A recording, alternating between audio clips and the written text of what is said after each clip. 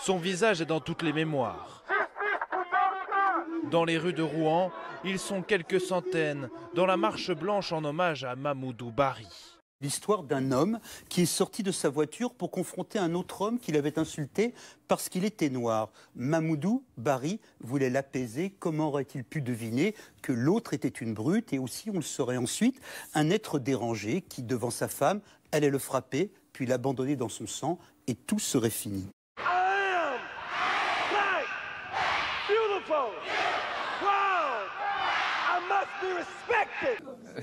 Non, je ne sais pas. Je ne sais pas.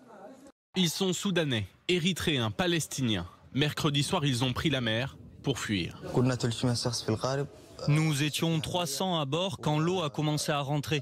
Une centaine d'entre nous a pu être sauvés, tous les autres sont morts, des femmes, des enfants. Nous avons nagé pendant 7 heures avant d'être secourus par des pêcheurs. Monsieur le Président, devant cette catastrophe, tout le monde devrait se lever et se recueillir.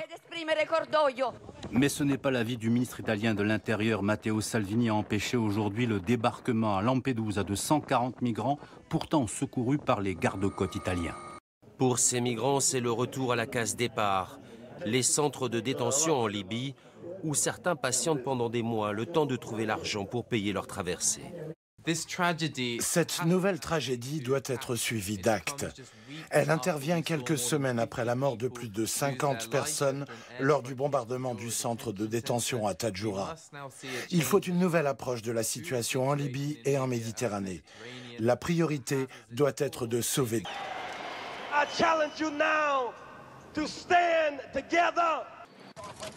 Que les cyclistes vont emprunter dans quelques centaines de mètres. Voilà. Mais je ne suis qu'un homme. Et vous réalisez, Yann, qu'à 22 ans, dans 2 jours, sur les Champs-Élysées, quasiment à cette heure-là, un peu plus tard, vous allez peut-être remporter le Tour de France, la plus grande. Raise your fists together.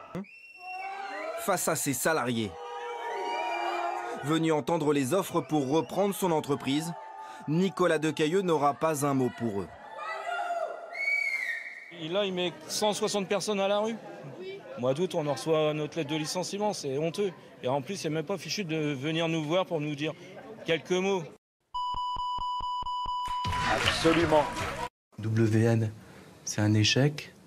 J'en suis le président, donc j'assume cet échec sans problème. Dans une confusion initiale, il aura d'abord été le prétexte d'un déchaînement contre des supporters algériens qui, lisait-on, avant leur victoire, avaient voulu lâcher un noir africain.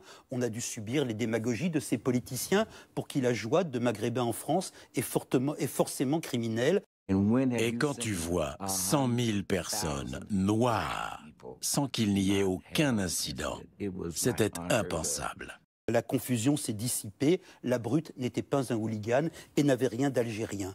Mais on n'échappe pas si facilement aux grandes causes et Mamoudou, plus simplement, est maintenant le symbole de ce racisme qui tue.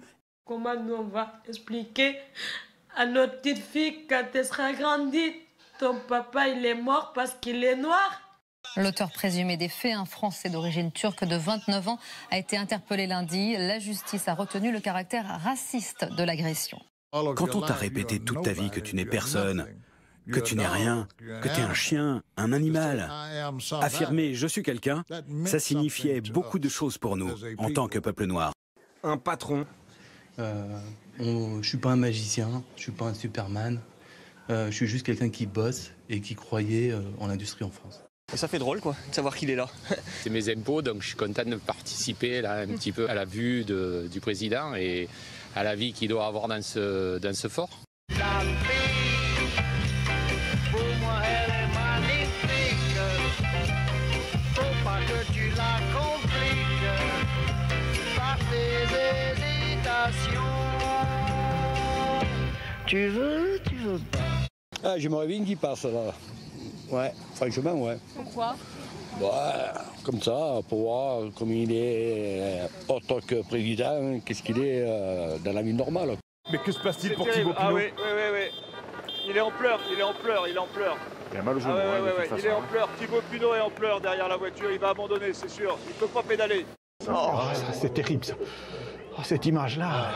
Journée terrible pour Thibaut Pinot qui vient à l'instant de quitter la course. Il vient de stopper son effort juste avant le sommet de la côte d'Ossois. de poser son vélo et de prendre place dans la voiture de son directeur sportif. Qu'est-ce qui t'arrive? Je te sens vraiment déçu là. Oui, je me sens vraiment déçue pour Victor. Parce que moi je l'aime et je suis très fière de lui. La course est arrêtée au sommet de l'Isran. Les temps sont pris au sommet de l'Isran. La course est arrêtée au moment où je vous parle. On arrête la course, mais Simon Yates ne comprend pas. Egan Bernal ne comprend pas non plus. Il doit dire non, mais moi j'arrête pas, je suis en train de gagner le Tour de France. Les coureurs mettent pied à terre à 25 km de l'arrivée. Car un terrible orage de grêle vient de s'abattre sur le parcours